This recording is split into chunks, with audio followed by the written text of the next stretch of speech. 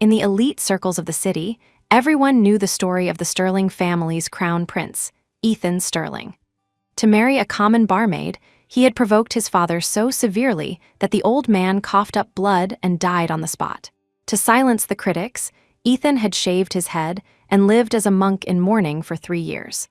Only after that did he defy all opposition to bring Hazel Miller into his home as his wife. If she mentioned wanting the stars, he bought a planet and named it after her for her birthday. Because she loved the snow, he built a literal ice palace on a private island just for her. Later, when Hazel went into labor, the delivery was difficult. Their son, Beau, was rushed to an incubator immediately after birth. Ethan had walked a pilgrimage, prostrating himself at every step until his forehead bled, just to seek a blessing from a high priest for the boy's heirloom locket, praying for a long and healthy life. But now, he had that very son strapped to an operating table. He was using the threat of a live dissection to interrogate Hazel, demanding to know where she had hidden his pregnant foster sister, Nora. "Be a good girl, Hazel.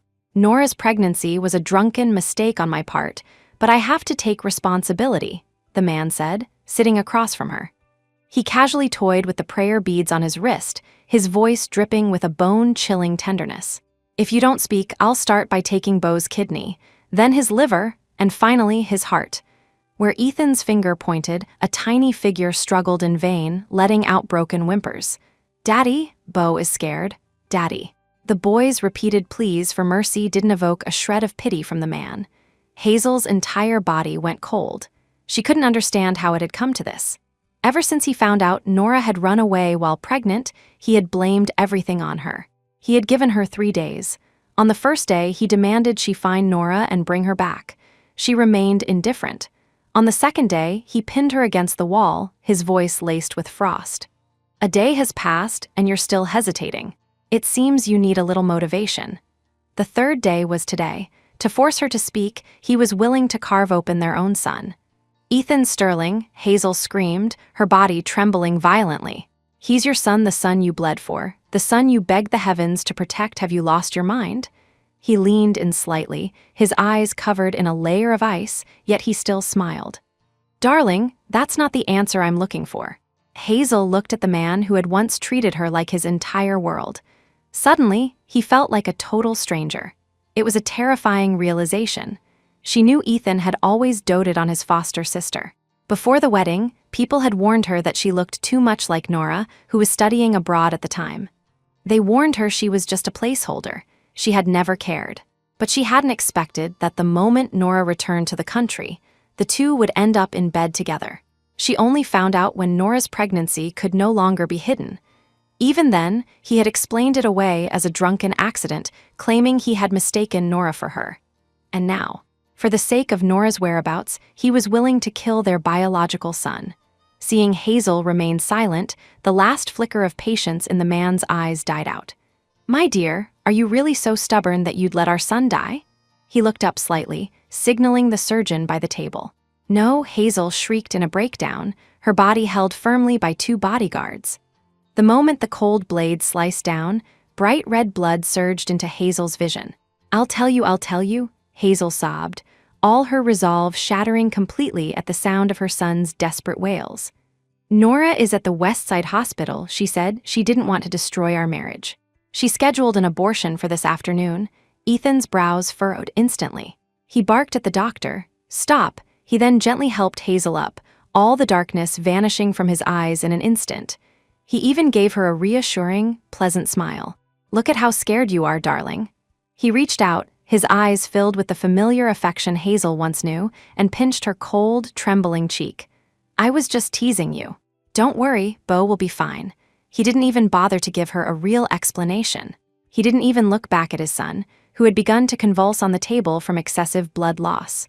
Without hesitation, he turned and left, rushing toward his responsibility. "Someone help save my son." Hazel rushed forward, tightly covering the wound that was gushing blood. Warm blood kept overflowing through her fingers. She couldn't stop it. But no matter how Hazel cried and screamed, inside Ethan's private hospital, nothing moved without his command. All her pleas were in vain. Hazel could only cover the wound with one hand, while her other hand trembled as she dialed the emergency services. 10 minutes later, an ambulance from another hospital finally arrived. When the light of the operating room finally went out, the doctor pushed the gurney out, his face filled with endless regret. It was too late. If he had arrived 10 minutes earlier, we could have saved him. 10 minutes. Hazel stumbled, but forced herself to stay standing. She wailed as she pulled her son into a death grip, trying to transfer her last bit of body heat to him. It was useless. She could only feel her son's body growing cold in her arms, bit by bit. In the middle of a scorching summer, the morgue at the funeral home was terrifyingly cold. Hazel stood by her son's side like a soulless statue. It felt as though her own blood had drained away and frozen solid the moment Bo died in her arms. "Are there any other family members who want a final look before the cremation?" a staff member asked. After a moment of silence, she took out her phone. The moment Ethan's call connected, before she could even speak, a girl's tearful voice came through the line. "I don't care, I have to get rid of this baby, it's a mistake. A filthy mistake." Then came the sounds of a struggle and Ethan's pleading voice, filled with an agonizing anxiety she had never heard before. "Don't do this. I'm begging you, Nora. Don't kill our baby. I'll go crazy if you do." Hazel laughed mockingly to herself. So he could go crazy for another woman, too, crazy enough to kill his own son. She didn't say a word. Not a single syllable. She simply moved the phone away from her ear and pressed the red hang-up button with a gentle tap. All the noise was instantly silenced. She slowly raised her head, taking one last lingering look at her son's sleeping face. Then she spoke hollowly, "Proceed with the cremation." The heavy furnace door slammed shut. As the fire roared to life, Hazel dialed a number for her friend, Dr. Yolanda Yo-Yo Quinn. "Yo-Yo, you once mentioned you developed a drug that could make people forget the past. Can you sell it to me?" Her friend's voice sounded shocked. "Hazel, what are you planning to do?" "I want to forget all the painful memories of the past. I'm leaving Ethan Sterling." Hazel went to Yo-Yo's research institute. Handing over the medication, Yo-Yo cautioned her, "This needs to be taken in 5 doses. You will only lose your memory completely after the 5th one." After thanking her, Hazel bought a one-way ticket to Paris. Once that was done, she took her son's urn and went back to the house. As soon as she walked through the door, she saw Ethan sitting on the sofa, smoking. He stared at her with cold eyes. "Where have you been the last 2 days? Didn't I tell you never to leave my sight?" Before Hazel could answer, his gaze fell on the black urn in her arms. "What are you holding that for? Why didn't Bo come back with you? Is he still at the hospital?" 1,000 words were choked in her throat. Hazel's parched lips moved slightly, just about to speak. "Why are your lips so dry?" Ethan sighed, looking somewhat concerned as he picked up a glass of warm water he had already prepared. "Drink some water first, then tell me." "Be good." Hazel looked at him and numbed herself into compliance. The next second, a violent burning sensation exploded in her stomach. Countless mouthfuls of blood sprayed from Hazel's mouth and nose. Terrified, she looked at Ethan in horror. But the man only smiled tenderly, leaning down to gently wipe the blood from the corner of her mouth with his thumb. His tone was casual. "Don't be afraid, darling. It's just to give you a little taste of suffering. I told Nora that her sister-in-law's health has failed. Only then would she, as a top nutritionist, set aside her grievances and agree to move in to take care of you." He paused, pulling her blood-stained body into his arms for a mock comfort. "Once the baby is born and healthy, I'll send Nora abroad. You and Bo will still be my treasures." Hazel let him hold her, her blood feeling like ice. She had seen this man's madness and obsession before, but she hadn't expected that just to give Nora a reason to stay, he would actually poison her. She couldn't take it anymore. Her vision went black and she lost consciousness. When she finally came to, she was choked awake by a mouthful of blood. "Is Hazel okay?" Hazel looked up weakly toward the source of the voice. Nora was standing in the doorway, already dressed in Hazel's loungewear. She hurried over to set a tray down and bent over to wipe the blood from Hazel's face, her protruding belly intentionally brushing against Hazel's arm. "If your health weren't so bad, I wouldn't be staying here. You better tell Ethan to keep his mouth shut about the baby, or I'll buy a ticket back overseas right now." Her sensible tone sounded like blatant bragging to Hazel. She pushed her away coldly. "I don't need you." A flash of embarrassment crossed Nora's face, but she quickly held a glass of milk to Hazel's lips. "Hazel, you haven't eaten in so long. Your stomach is weak. Drink this milk I made for you." Hazel turned her head away, not wanting to see the milk or accept her fake kindness. But when she remembered Ethan's cold, threatening gaze, she gave in. Before she left, she had to play along with this ridiculous farce. Hazel took the glass and drained it in one breath. An incredibly strange, gritty taste exploded in her mouth. It wasn't the sweetness of milk. It was filled with the fishy, metallic taste of lime powder and ash. Hazel froze. A horrifying thought surfaced instantly. She looked at Nora in terror, her voice shaking. "Where did you get the milk powder?" Nora blinked innocently and pointed to the black urn on the bedside table. "Isn't that the milk powder you brought home, Hazel?" Hazel rolled over, kneeling by the bed, her fingers clawing desperately at the back of her throat. Bile and stomach acid mixed with her son's ashes as she vomited onto the floor, feeling as if her internal organs were being ripped apart. The physical nausea and the overwhelming grief made her convulse, tears and snot streaming down her face. Those were her son's ashes. That woman had made her drink her own son's remains. Hazel was vomiting uncontrollably, but Nora reacted with indignant humiliation, shrieking, "What is the meaning of this, Hazel?" "Get out!" Hazel looked up, grabbed the empty glass, and threw it at Nora with all her strength. "Get the hell out!" The glass grazed Nora's thigh and shattered against the wall. Nora screamed and backed away, her eyes instantly turning red. Drawn by the noise, Ethan pushed the door open, arriving just in time to see the shattered glass and Nora's distraught face. "Nora!" He rushed over to pull Nora into his arms, frantically checking her for injuries. Once he was sure she was fine, he turned to Hazel with burning rage. "Hazel, what is wrong with you? Nora stayed here out of the goodness of her heart to care for you, and this is how you repay her." Nora choked back tears. "Since she clearly hates having me here, I'll just leave."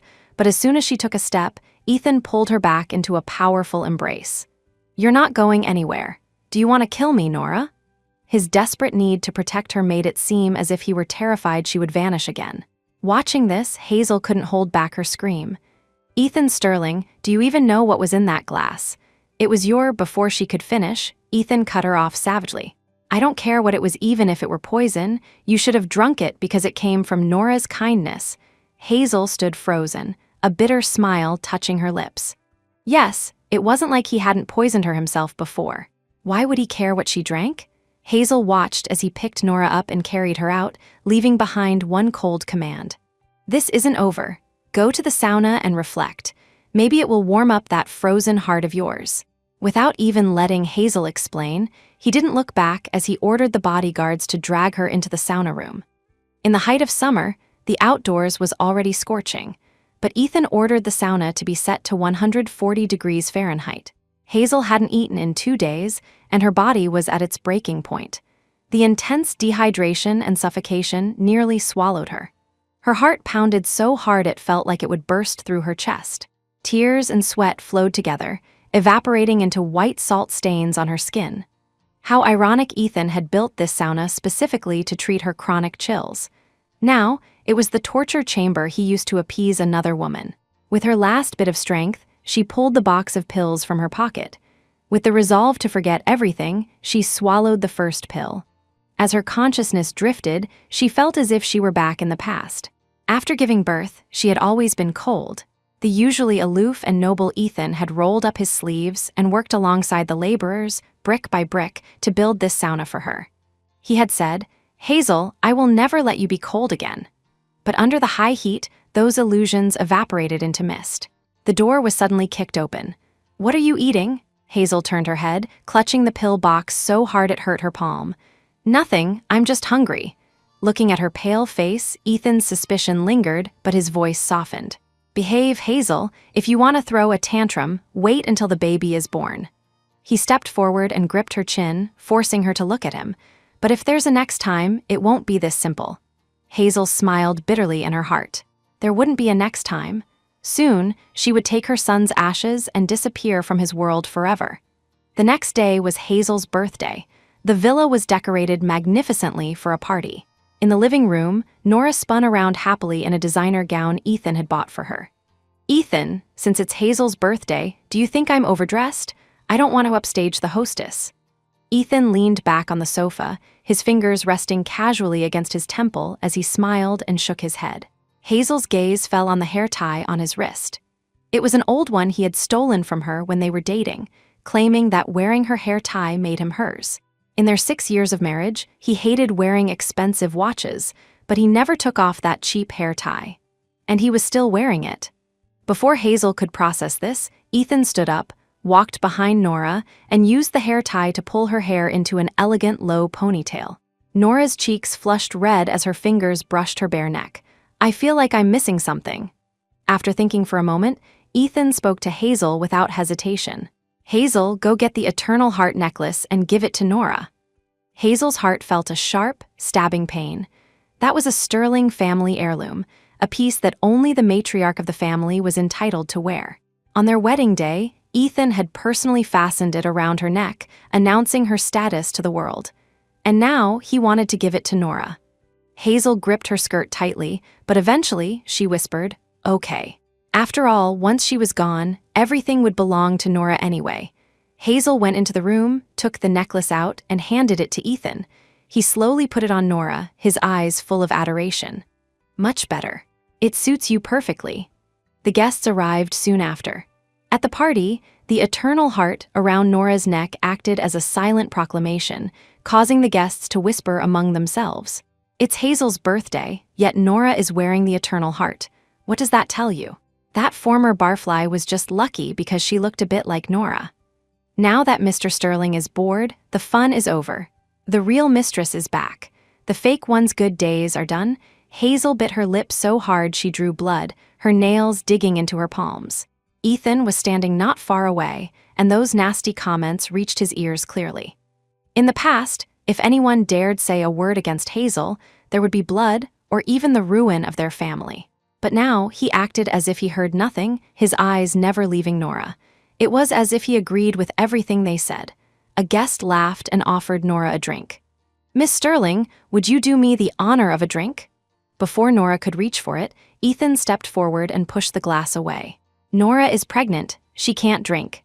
The crowd froze, and the room erupted into a fresh wave of whispers. The guest quickly recovered with a smile. "My apologies, congratulations, Mr. Sterling, congratulations, Miss Sterling." Amidst the flattery, Nora pushed Ethan aside petulantly. "I wasn't planning on keeping this baby anyway, so why can't I drink? Don't ruin the mood for everyone." Ethan's face darkened. He snatched the glass and, without looking, shoved it into Hazel's hand. "You drink it for her." Hazel's body went stiff, feeling as if a bucket of ice water had been poured over her. The scene was so familiar, yet so cruel. She remembered when she was a barmaid, and someone had maliciously forced her to drink. Her alcohol allergy had caused her to break out in hives and struggle to breathe. Ethan had arrived like a madman, beating the perpetrators into permanent disability and smashing the bar to pieces. He had held her as she went into shock, tears falling from his eyes. "As long as I'm here, no one will ever make you touch a drop of alcohol again. If they try, I'll take their life." Those tears had felt so hot, as if it were only yesterday. But now, for Nora's sake, he was forcing her to drink. Seeing her hesitate, Ethan's brow furrowed with impatience. "What? Weren't you quite the drinker back when you were a barfly? Why are you acting so noble now? Don't forget, I suffered plenty to marry you. Is it really too much to ask you to have one drink for Nora?" Those words were like 2 slaps across Hazel's face. The guests who were sucking up to Nora immediately crowded around. "Come on, let us help Mrs. Sterling know." "Wait, Miss Miller." They laughed as they swarmed her. Someone grabbed her wrist while another crudely gripped her jaw, forcing the glass against her lips. No, the spicy liquid was forced down her throat, spilling down her chin and soaking the front of her dress, exposing her to the room. Cough, cough. Hazel coughed so hard she felt her lungs might burst, her breathing becoming labored. But this was only the beginning. Is one glass enough? Is Miss Sterling's dignity only worth one glass? Seeing that Ethan no longer cared for Hazel, the guests became even more malicious. They laughed and started placing bets. "I bet 10,000 she's on the floor after 3 more. Mr. Sterling said she was a pro at the bar. I bet 20,000 she can do 10 more. When a person falls, everyone pushes." More glasses were passed forward, filled with malice, surrounding Hazel until there was no escape. Within moments, Hazel's skin began to itch uncontrollably as hives broke out all over her body. "Help me," Hazel called out toward Ethan with all her remaining strength. The man stood just a few feet away, busy pulling Nora into his arms. Not angry anymore, He traced Nora's pouting lips with his thumb and chuckled. "Your lip is sticking out so far I could hang a lantern on it. You look like a little duck. So cute." From beginning to end, he didn't even spare her a glance. Watching this, Hazel felt as if a giant hand had crushed her heart. After the agonizing pain came nothing but endless cold and desolation.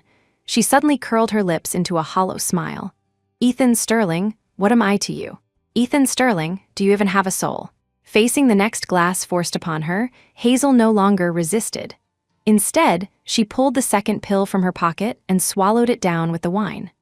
Under the shocked and mocking gazes of the crowd, Hazel's world went black, and she collapsed heavily onto the cold floor. She fainted in her coma. Hazel had a dream. In a world of blinding white light, she saw her son standing across from her, covered in blood, his eyes filled with despair. "Mommy, save me." She ran toward him with everything she had, but her hands caught nothing but air. His tiny body dissolved into countless snowflakes, vanishing into the darkness. "No," Hazel woke up with a jolt, drenched in a cold sweat. "It's all your fault you forced her to drink, and now I look like the villain." Nora's tearful voice came from outside the room. Through the crack in the door, Hazel saw Nora punching Ethan's chest. Ethan didn't get angry. Instead, he enjoyed it, pinning her hands to his chest as he spoke tenderly.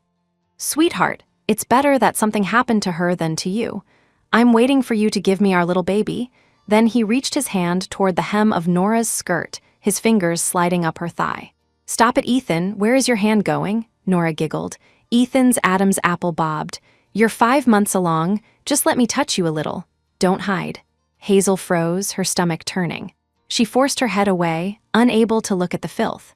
Her eyes landed on a photo of Beau by the bed. She silently picked up the frame and pressed her face against it, weeping. "Beau, Mommy is sorry. Mommy is so useless." Only after the voices outside vanished did Hazel slowly push open the door. As she reached the garden entrance, she saw Nora humming a tune, scattering white powder into the flower beds and corners. "What are you doing?" Hazel asked suspiciously. Nora jumped, turning around with a pleasant smile. "Hazel, you're awake? There have been a lot of pests in the garden lately. Last time I mistook the lime powder for milk and made you sick, so I made sure to remember this time." She shook the container with a "look how smart I am" expression. "See, I'm scattering this lime in the yard so no bugs will get inside to scare you." The next second, Hazel's gaze fell on the container and the blood rushed to her head. Lime powder. She had mistaken her son's ashes for pest repellent and was scattering them like trash. Her son, who had been dissected alive by his own father, couldn't even find peace in death. His remains were being tossed around like garbage. A tragic, animalistic scream erupted from Hazel's throat. She rushed forward and slapped the smug look off Nora's face. "You bitch, you did this on purpose." "Hazel," Nora grabbed her face, her eyes instantly turning red. "I was only thinking of you, but you always find a reason to pick on me." Looking at her hypocritical face, Hazel raised her hand again, but her wrist was caught in a powerful grip, and she was shoved back. Hazel was caught off guard and fell heavily to the ground. Her palms scraped against the gravel, and blood mixed with her son's ashes, coating her hands in a cold, sticky mess. Ethan stood over her, his voice so harsh it felt like he wanted to kill her. "Hazel, how many times is this?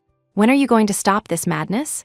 Hazel slowly looked up, her finger trembling as she pointed to the white dust on the ground, her voice shattered. "Do you know what she's scattering?" "That is, I don't care what it is," Ethan cut her off sharply. "If Nora wants to scatter it, she can scatter it." Hazel looked at the hatred in Ethan's eyes. The truth that was stuck in her throat suddenly lost its meaning. Even if she said it, would he believe her? Or would he simply not care? Hazel slowly crawled up, wanting to leave. "Who said you could leave?" Ethan's voice was laced with ice. "You think you can just hit Nora and walk away?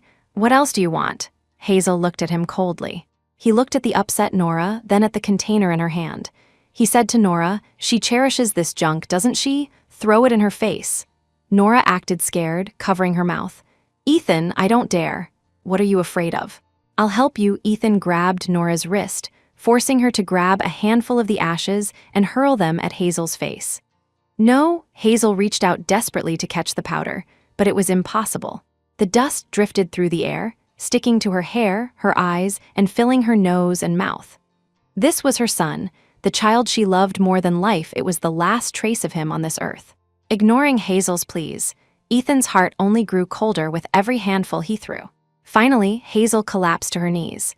"I was wrong. Stop throwing it. I beg you." She kowtowed like a madwoman, her forehead bleeding, but she felt no pain. Ethan only watched coldly, 2 words falling from his thin lips. "Too late." With that, he picked up the urn and poured the rest of the ashes over Hazel's head with a laugh. "This is your punishment for being disobedient." Hazel's wailing stopped abruptly. She remained in a kowtow position, motionless. Her forehead was pressed against the cold ground, her blood mixing with her son's ashes, blinding her. Suddenly, she laughed like a lunatic who had lost her soul. "It's gone. It's all gone." She raised her head and watched as Ethan picked up Nora and walked over the ashes, leaving a trail of painful footprints in the dust. "Ethan Sterling, when you realize you've lost both your wife and your son at the same time, what will your face look like? I will make sure you live in regret for the rest of your life." She slowly reached into her dress, pulled out the 3rd pill, and swallowed it. Looking at the mess on the ground, she saw the Ethan of the past. She saw him kneeling on the long temple steps, clutching the locket, prostrating at every step. "I beg the gods to protect my son and give him a long life." The next day, Hazel was woken by the sound of things being smashed. She opened the bedroom door and saw that Nora had destroyed almost everything in the living room, including her wedding photos with Ethan. Ethan was just standing there with a placating smile, terrified of making her more angry. "Break it, break whatever you want, as long as it makes you feel better." Nora was amused by his words and finally sat down, pouting. Ethan immediately went to her and pulled her into his arms. "My darling, you have to tell me why you're angry." Nora snorted and turned her back to him. "I want an abortion, and you won't let me. Do you want our child to be born a bastard? You won't even divorce Hazel and marry me?" The entire living room went deathly silent. Ethan looked frustrated. He sank into the sofa and lit a cigarette, then a second and a third. Once the pack was empty, he picked up his phone and dialed a number. "I want to divorce Hazel. Please have the family elders come as witnesses." Hazel turned and hid in her room, biting her thumb so hard she wouldn't make a sound. But the pain of her bleeding hand couldn't compare to the agony in her heart. Soon, not only the family elders but also several reporters arrived. In front of everyone, Ethan pushed a divorce agreement in front of Hazel. He whispered in her ear, "Hazel, just play along for now. Once Nora's baby is born, we'll remarry. The child needs a legal status." She didn't hesitate. She took the pen and signed her name. When it came time for the fingerprint, she didn't take the ink pad Ethan offered. Instead, she bit her index finger and used her own blood as the seal, marking the end of their marriage. Ethan watched her decisive action, a flash of annoyance crossing his eyes as he pressed his lips together. But that was quickly drowned out by Nora's joyful hug. Just then, Elder Arthur Sterling, a highly respected patriarch, spoke solemnly. "Ethan, you once provoked your father to death just to marry Hazel. You swore back then that if you ever initiated a divorce, you would endure 50 lashes under the family law. Do you remember?" Nora panicked and looked at Ethan. "Ethan, maybe we shouldn't. 50 lashes. It will kill you." Ethan gently patted her hand and gave her a reassuring look. Without hesitation, he took off his expensive shirt, revealing his lean, muscular torso. His voice was resolute.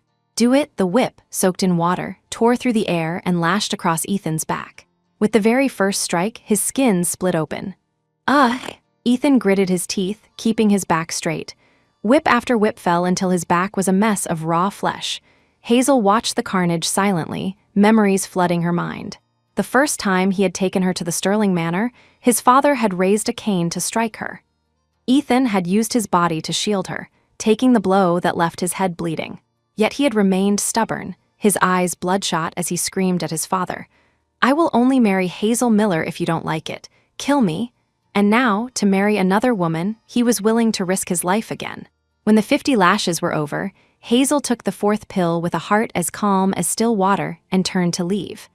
But as she reached the door, a group of thugs surrounded her. "You bitch," the leader, a man with a patch over one eye, slapped her. "Do you remember me? Years ago at a bar, just because I looked at you, I had my eye carved out." Another man, missing 3 fingers, smiled maliciously. "And me, you were just a barmaid and I touched you. I lost 3 fingers for that." "What about me? I said you weren't good enough for Mr. Sterling, called you a gold digger. My family's company went bankrupt, and my parents jumped off a building." Hazel went cold. She knew Ethan had done all those things to protect her. Now that she was a discarded wife, they had come for revenge. "Today, we settle the score." Patch Garrick broke a bottle and slammed the jagged edge into Hazel's mouth. The sharp glass cut her lips, and several teeth were knocked loose. "Let's see how much you have to say now, you little bitch." 3 fingers Thorne violently ripped her dress open, picked up a piece of glass, and stabbed it into her chest. Blood surged out instantly as Hazel trembled in agony. "What are you waiting for? Take pictures, let everyone see what happens to the second-hand rag Ethan Sterling threw away." Flashbulbs popped repeatedly, capturing Hazel's humiliation. The intense fear triggered a survival instinct. She turned and screamed toward the villa. Someone help! Inside the villa, Ethan, his back covered in blood, held Nora tight with a joy he had never felt before. "Nora, I can finally marry you." Vaguely, he thought he heard Hazel's cries and looked toward the door. But the cheers of the crowd pulled him back. Kiss her, kiss her." Ethan looked away, ignoring whatever was happening outside.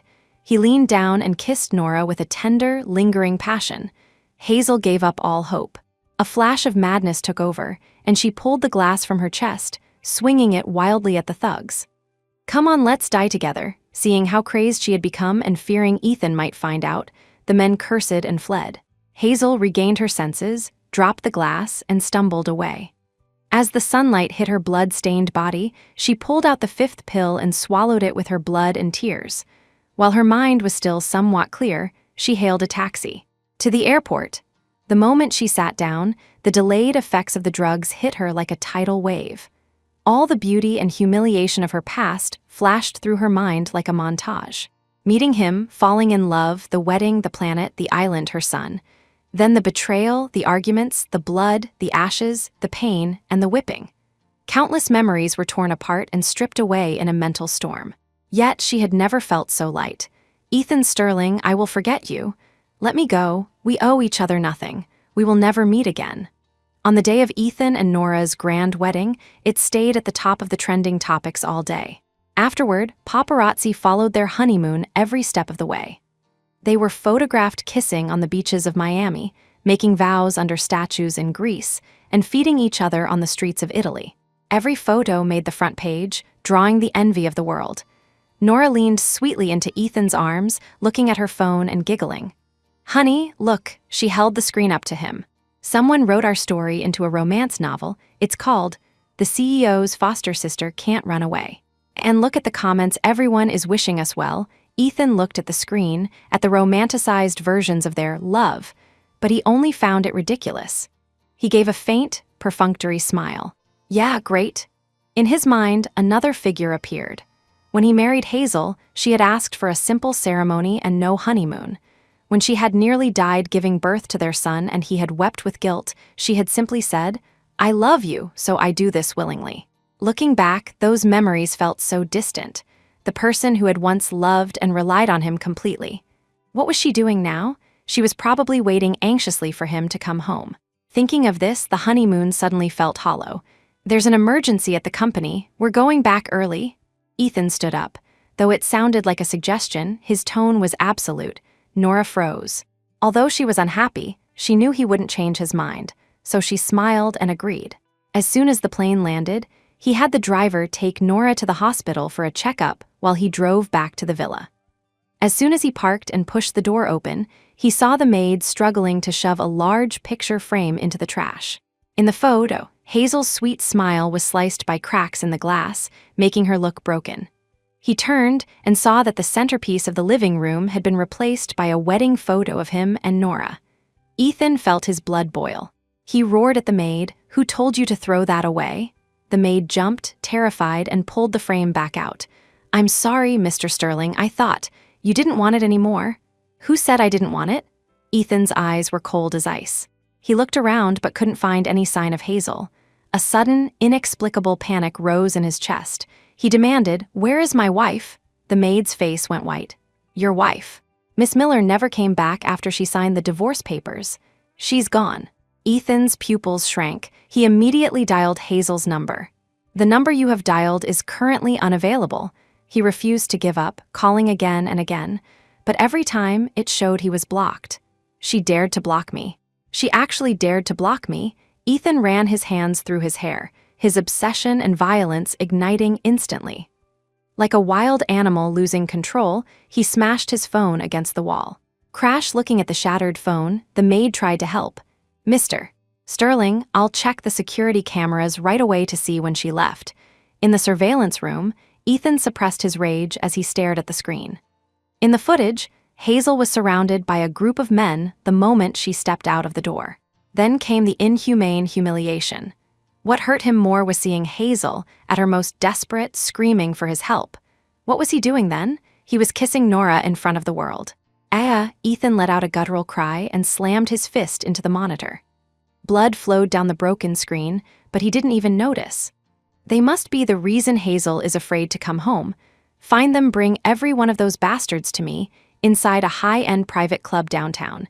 Several men were kneeling in a row before a sofa, shaking like leaves. Ethan leaned back, holding a sharp fruit knife, slowly peeling an apple. The skin fell in spirals, the cold steel reflecting his expressionless face. "Speak, who told you to humiliate my wife?" a bodyguard demanded. The men looked at each other, but no one dared to speak. Snap! The apple peel broke. A flash of annoyance crossed Ethan's face. He looked up, his gaze locking onto the man with the eye patch. "It seems you don't want your other eye either." Before the man could speak, the blade flashed. "Ah," the man screamed. As Ethan pulled the knife back, a bloody eyeball hit the floor. The sight made 3 fingers thorn wet his pants. I'll talk, it was Nora Sterling. She told us to do it," she said. "If we ruined Hazel Miller's reputation, she'd give us a fortune." Lies. Ethan's brows knitted as he brought the knife down. The man's remaining 2 fingers were sliced off, blood spurting everywhere. "Mr. Sterling, have mercy please." The others didn't dare hide anything now. It really was Miss Sterling. "We were afraid she'd back out, so we recorded the conversation. You can listen to the recording." In the recording, Nora's voice was unmistakable. "That bitch Hazel stole my brother while I was away. As long as you ruin her and make Ethan hate her forever, I'll pay you handsomely." The men thought Ethan would let them go after hearing the recording. Instead, he exploded with rage. "Nora would never do such a thing," he roared. "This recording must be AI generated. You'll say anything to save your lives." The men slammed their heads against the floor. "Mr. Sterling, it's the truth. We wouldn't dare lie to you." But Ethan didn't even look at them. He ordered the bodyguards to sew their mouths shut and lock them away. "Once I find Hazel, I'll settle the rest of the bill." As the guards turned to leave, Ethan suddenly spoke again. "Wait. Put every resource into finding Hazel." He paused. "And investigate everything Nora has done in the last few months, where she went, what she did." "Yes, Mr. Sterling." As soon as they left, Ethan's phone rang. It was Nora. Ethan rubbed his temples in frustration but eventually answered. "Honey, why aren't you home yet? The baby and I miss you." Ethan took a deep breath, his voice devoid of emotion. "Okay, I'm on my way." As soon as he pushed the bedroom door open, Nora rushed over and hugged him. She was wearing a nearly transparent silk nightgown, her pregnant belly pressing against him. She pouted and guided his hand to her chest. "Honey, look, I think I'm getting bigger." When Ethan didn't react, her fingers slid down to his belt buckle. As she leaned down, the image of those men accusing her flashed through Ethan's mind. He caught her hand and looked at her with cold eyes. "Nora, have you ever done anything to hurt Hazel?" Nora froze for a second, a flash of panic in her eyes, but when she looked up, she had her usual victim expression. "Ethan," she pouted. "How could you?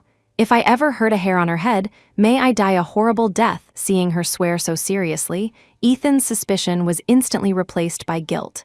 He softened his grip and placed a finger on her lips. Okay, I was wrong to ask. Hazel is gone, so I'm a bit stressed.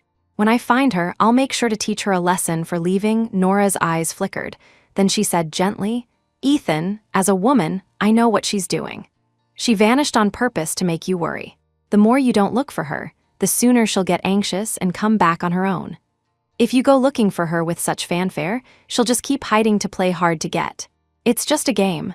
Ethan looked down, thinking there was some truth to that. Hazel might look gentle, but she did have a stubborn streak. Besides, Beau was still at his private hospital. How far could she go? How long could she hide?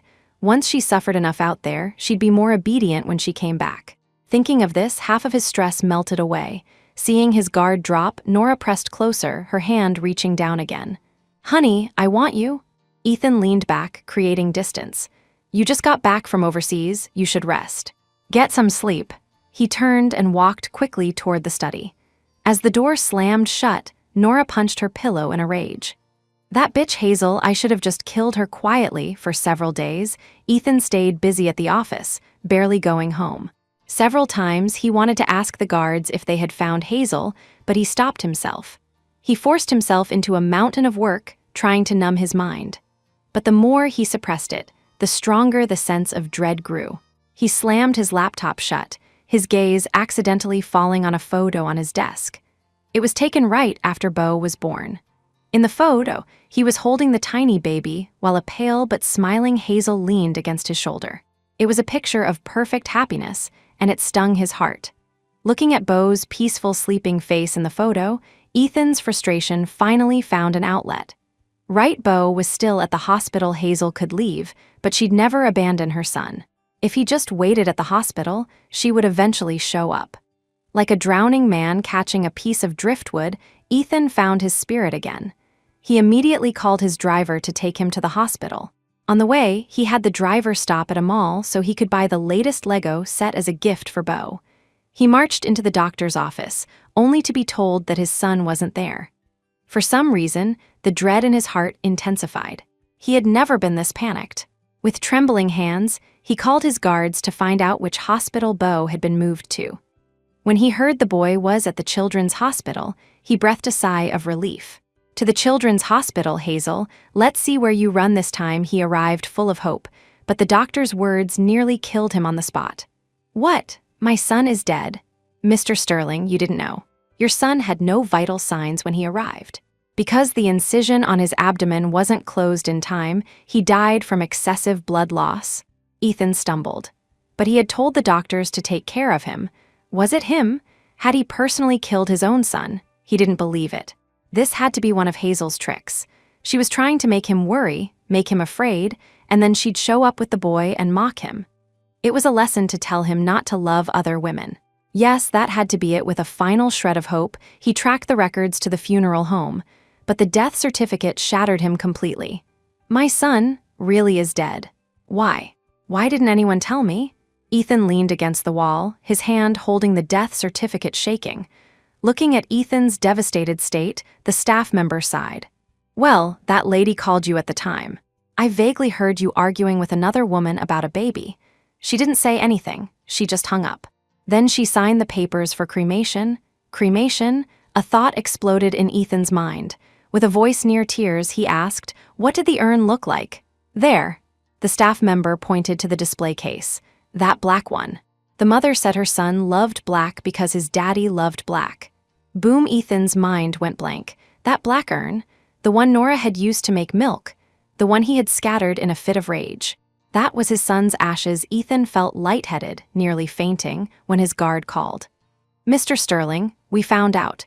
On the day you took the young master, Miss Sterling used your name to tell the doctors not to save him. She already knew the boy had been cremated. Using the ashes for milk and scattering them, she did it all on purpose." The guard paused, his voice turning even more solemn.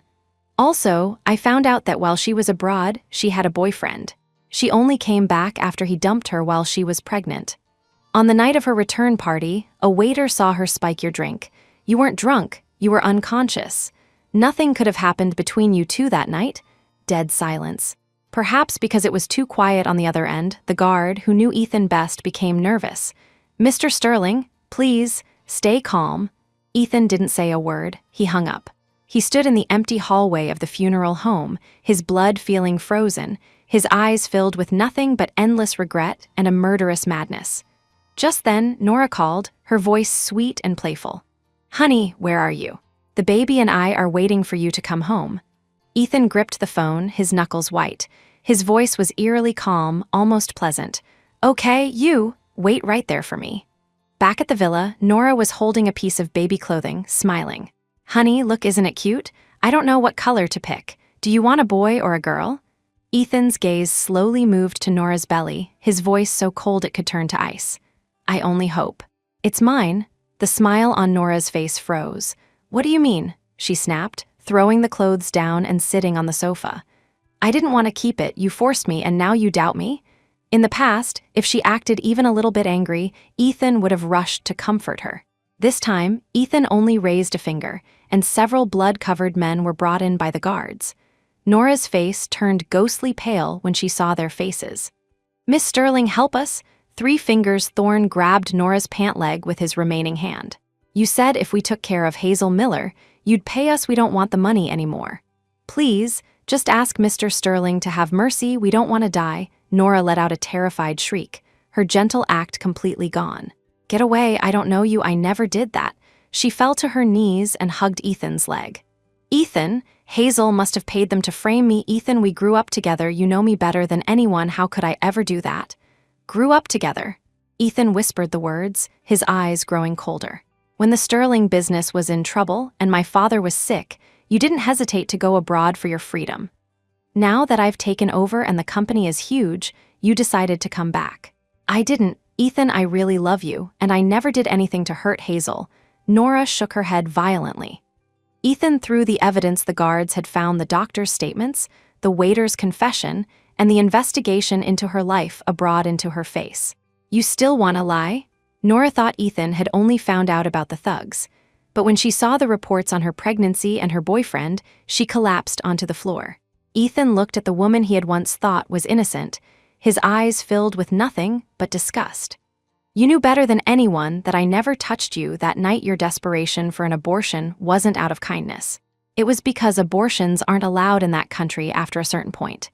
If that baby was born, your secret would be out." Ethan's voice suddenly rose, his bloodshot eyes filled with tears. "You used that baby to frame Hazel over and over. You killed my son, and you drove Hazel away. How can a heart be so poisonous?" His tears flowed freely, his expression one of desolation and despair. "And what a fool I was. For the sake of a bastard, I killed my own son and drove away my wife, ha ha ha ha." Ethan laughed toward the ceiling, a manic, tragic sound. Suddenly, the laughter stopped, and a strange light flickered in his chaotic eyes. "Tell me, if I prove the child in your belly isn't mine, will my wife and son come back?" Nora was terrified by his madness and scrambled backward. What are you going to do?" A gentle, terrifying smile touched Ethan's lips as he approached her. He knelt down and ran a slender finger over her protruding belly. "I'm going to use a knife and cut open this delicate skin to see if the baby inside is white or black." "Ethan," Nora cried, tears streaming down her face. "I admit I was jealous of Hazel. I was jealous of her having all your love. I did hurt her, but I never betrayed you." She grabbed the hand holding the knife and pressed it against her belly. "If you really don't believe me, then cut it out and see for yourself. Use your own child's life to prove my innocence." Nora didn't believe he would do it. Not after they grew up together. He had divorced Hazel for her, given her a grand wedding, and taken her on a honeymoon.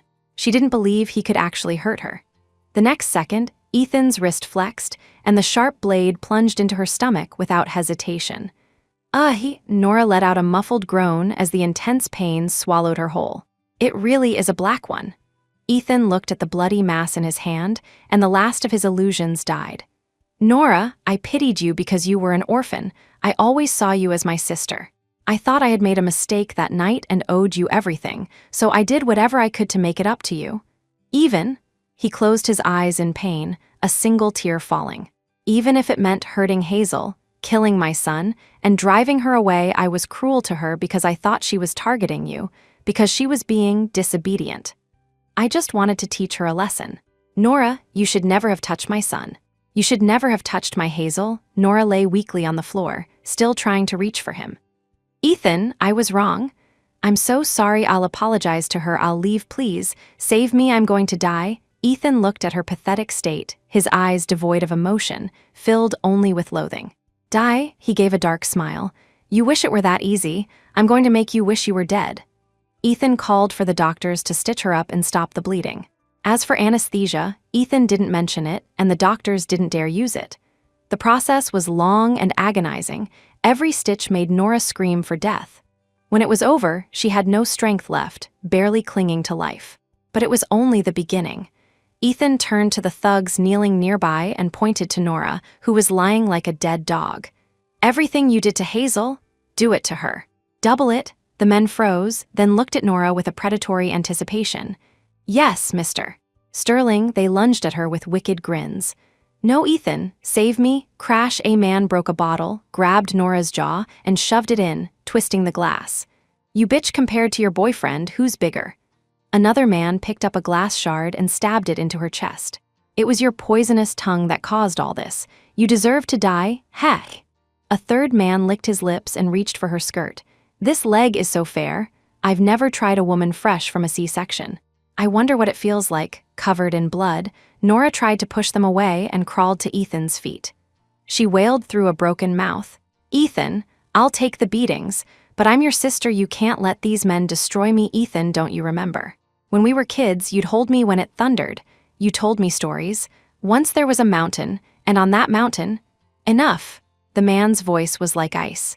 He looked down at her with cold, indifferent eyes. As long as she doesn't die, do whatever you want. He didn't look back. No matter how tragic the screams behind him were, he never looked back. On the banks of the Seine in Paris, a flower shop called The Little Lethe was doing a roaring trade. The owner was beautiful, warm, and sincere, making her a local favorite. Her name was Hazel Miller. Or rather, that was the only name she remembered. When she first arrived in Paris, she remembered nothing. Her phone had only one contact. Dr. Yolanda Yo-Yo Quinn. Afterward, Yo-Yo had helped her rent an apartment and lent her the seed money to open the shop. Although her past was a blank slate, her current life felt full and peaceful. Patter, patter, the weather in Paris was always unpredictable, and a heavy rain began to fall without warning. Hazel was about to close up when a refined-looking man rushed in. He was out of breath, his hair and shoulders half soaked. Can I take shelter from the rain? Sure. In the quiet shop, the silence felt a bit awkward. The man looked around the shop, his gaze eventually landing on Hazel as she arranged flowers. A smile touched his lips. Hazel felt his gaze, looked up, and gave him a polite smile. Maybe I should buy some flowers, the man said, breaking the silence. Of course. Hazel set her shears down. What would you like? Those, the man pointed to a corner of forget-me-nots. Hazel froze for a second, a flash of surprise in her eyes. Forget-me-nots were her favorite. True love, eternal and never forgotten. In Paris, these subtle flowers weren't as popular as roses or lilies. She was surprised someone shared her taste. She quickly wrapped them up and handed them to him. As he reached into his pocket, he slapped his forehead. Oh no, I've lost my wallet.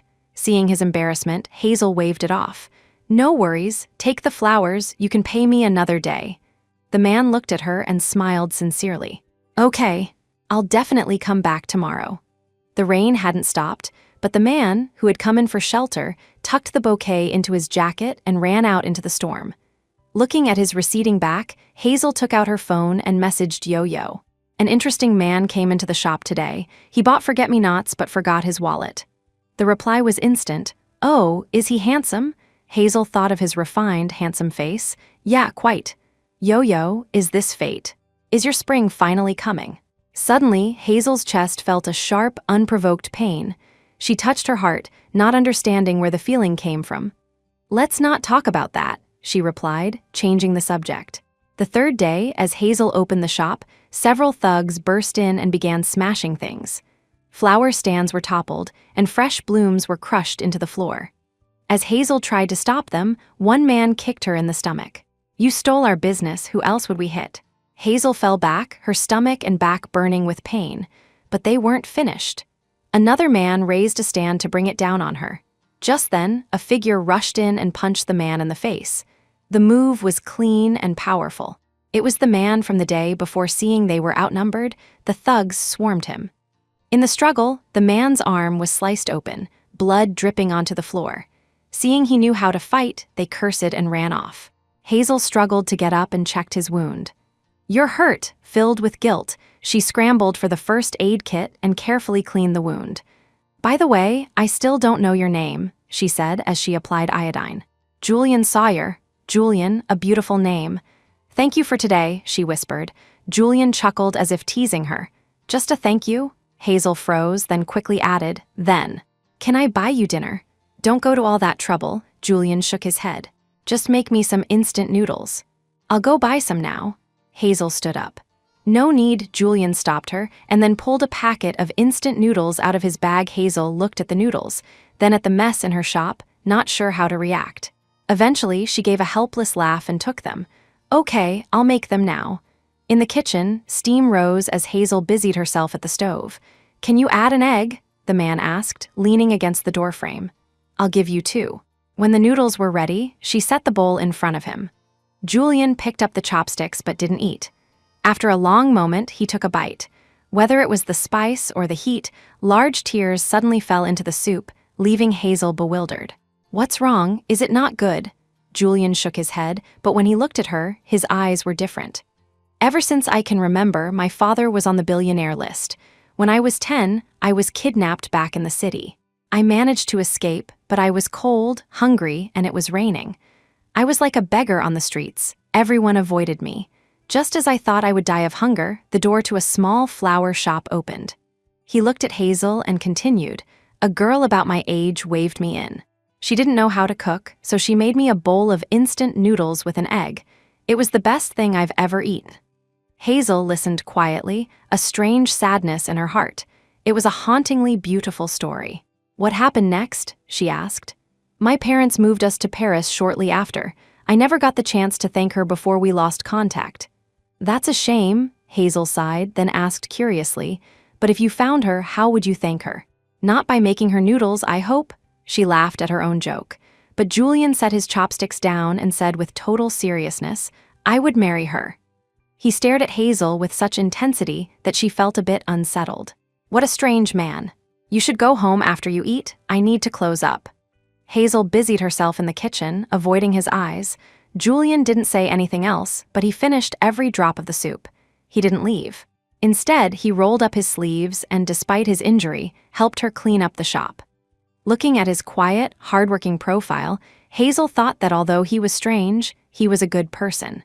Before leaving, he left the money for yesterday's flowers on the table and bought another bouquet of forget-me-nots. But he said, "I only brought enough for yesterday.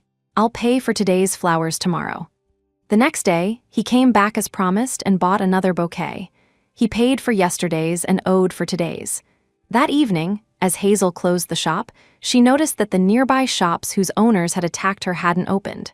Neighbors said they had offended some powerful figure and their homes had been burned down. Hazel just thought it was karma. From that day on, Julian came every day. Every time he forgot enough money, paying for yesterday and owing for today. After 99 days, they had become close friends, and Julian helped out often. One evening, as Hazel was about to close after Julian left, a hand suddenly reached in and stopped the door. Hazel was startled. Through the gap, she saw a handsome but exhausted man. When his eyes locked onto hers, he sounded overjoyed. "Hazel, my wife, I finally found you." Hazel was terrified by his crazed look and pushed against the door. "Who are you? What are you talking about?" The man froze. "Hazel, you don't remember me? I'm Ethan Sterling." Hazel thought this man was a lunatic. "Sir, I have no idea who you are. You must be drunk." Ethan stood there, feeling as if a bucket of cold water had been poured over him. Then he became frantic again, trying to force his way in.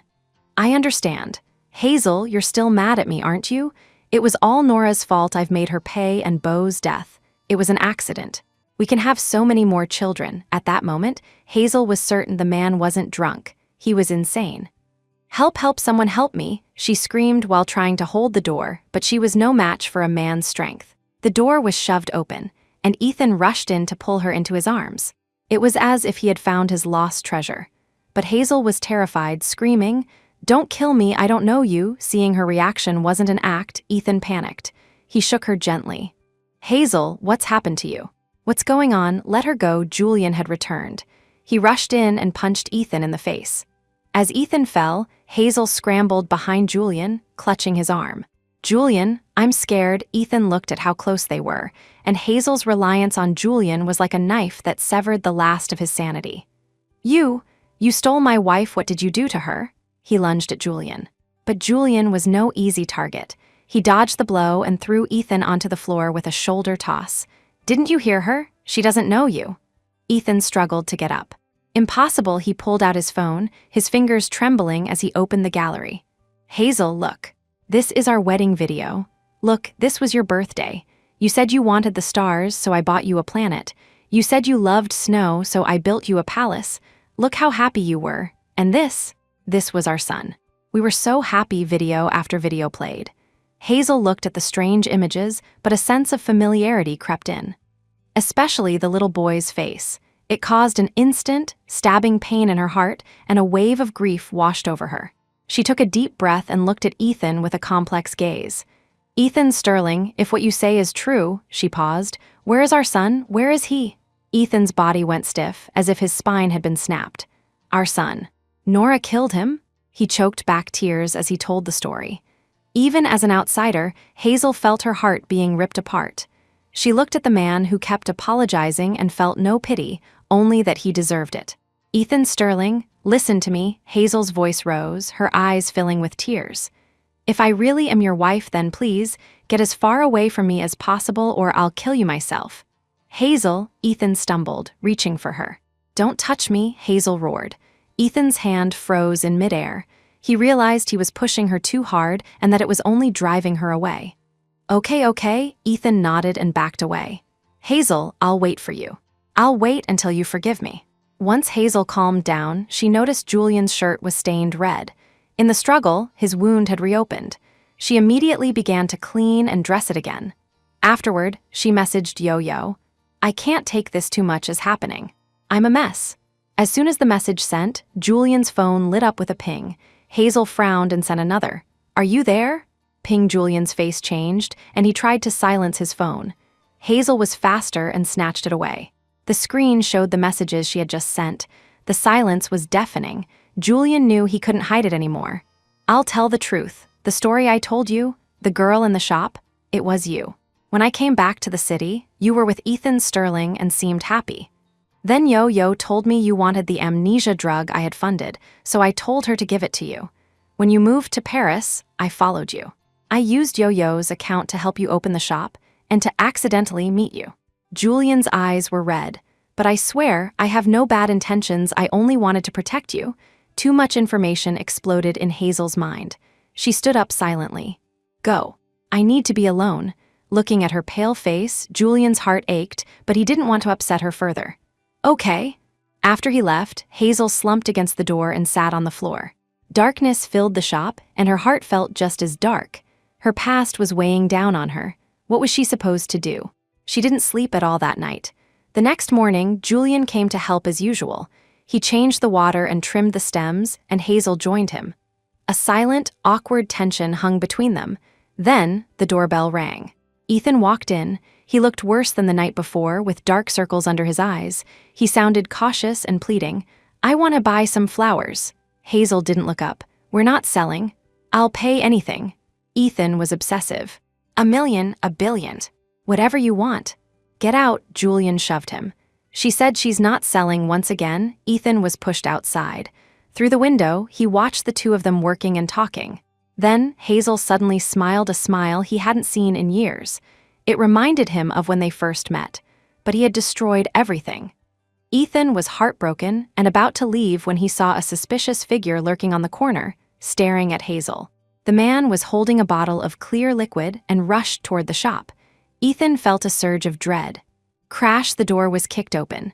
The man opened the bottle and aimed for Hazel's face. Hazel, busy with the flowers, didn't have time to react. Watch out, Julian grabbed Hazel and spun her around, shielding her. At the same time, another figure lunged forward, using his entire body as a shield. Ah! Ethan let out a horrific scream. White smoke rose from his back, accompanied by the smell of burning flesh. A small amount of the liquid splashed onto Julian's arm, burning a hole in his skin. Hazel was in shock. It's acid, the man fled after throwing the acid. Hazel immediately called 911. both men were rushed to the hospital. In the ward, the severely injured Ethan was drenched in cold sweat from the pain. The lashes on his back had only recently healed, and now the acid had corroded his skin again. Looking at his agony, Hazel felt a mix of emotions, but she only said, "Thank you, but this had nothing to do with you." Her tone was colder than ever. She turned and went to Julian's room. Julian was getting his bandage changed, gritting his teeth in pain. When he saw Hazel, he tried to act like it was nothing. "Does it hurt?" Hazel felt incredibly guilty, wishing she had been the one hurt. Her eyes filled with tears. "I'm a man, it doesn't hurt." Julian tried to puff out his chest with his good arm, but the movement pulled at his wound, and he let out a yelp of pain. Hazel found his bravado both heartbreaking and hilarious. From outside the door, Ethan saw it all. He saw Hazel crying for Julian, and he saw her smile for him. The tenderness in her eyes was something he had once possessed and now lost forever. He turned away and, dragging his broken body, left the hospital alone. He bought the earliest flight back home. He knew that only by doing one thing could he finally atone for his sins. On the day Julian was discharged, a light rain was falling. He stood outside the flower shop without an umbrella, dead leaves falling on his shoulders. He took a deep breath, gathered his courage, and walked in. Hazel looked up with a smile. "Why didn't you tell me you were being discharged?" Julian reached behind him and pulled out a bouquet of gold-crafted forget-me-nots. "Hazel, let's be together." "No, let's get married," he knelt down. "I'll spend the rest of my life protecting you. Please say yes." Hazel froze. Her shears hit the floor. Her heart felt a sharp pang, as if a painful memory had been triggered. She turned away and picked up the shears. "I'm sorry, I'm not ready." Before she could finish, her vision went black and she collapsed. Hazel, due to exhaustion and emotional stress, Hazel developed a high fever. She slept for a long time and had a strange dream. A little boy was holding her hand, walking along a path. "Mommy," he said. She instinctively answered and knelt to hold his arms. The boy smiled, but his eyes were sad. "Mr. Sawyer is a good man. I really want you to be with him." For some reason, Hazel felt a surge of bitterness. "But what about you?" The boy gave her a mischievous kiss on the cheek. "Mommy, as long as you're happy, Bo is happy." She wanted to say more, but the boy turned into a ball of light and vanished. Hazel woke up with a start, her pillow soaked with tears. She looked at the bedside and saw Julian rinsing a cloth for her forehead. He looked like he hadn't slept all night. When he saw her open her eyes, he brightened up. "Hazel, you're awake. How do you feel? Are you thirsty? Hungry?" Looking at this man who was devoted to her, Hazel's heart finally softened. She reached out and took his hand, her voice weak. "Julian, let's be together." Julian froze for a long time. Then tears surged into his eyes. He couldn't say a word, he just cried as he held her tight. The next time Hazel heard news of Ethan Sterling, it was on a legal news broadcast. He had killed Nora Sterling and then calmly called the police to surrender. Before the police arrived, he had given his lawyer a will, leaving his entire estate to his wife in Paris, Hazel Miller. On the day Ethan was sentenced to death, it was Hazel and Julian's wedding. Inside the church, Hazel wore a white gown and carried the golden forget-me-nots as she walked toward him. The usually steady Julian broke down in tears several times. They exchanged rings and, with the blessings of their friends, became the most important people in each other's lives. On their wedding night, they were exhausted but happy.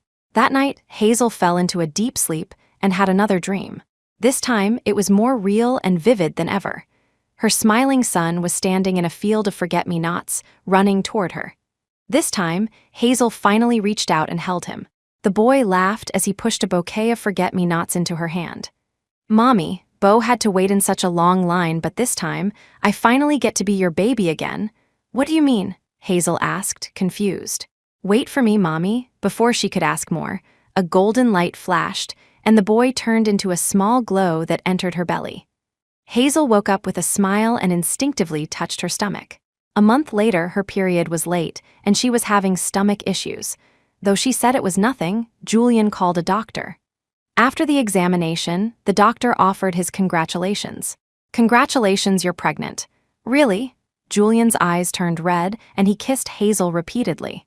Outside, the sunlight was perfect, casting a golden glow on Hazel's happy face. "Bo," she whispered, stroking her belly as if talking to him. This time, Mommy will make sure you grow up safe and happy. In the room, the scent of forget-me-nots was everywhere. A new life was beginning, and a new story was being written. As for the past, it was buried forever, turning into the dust of time.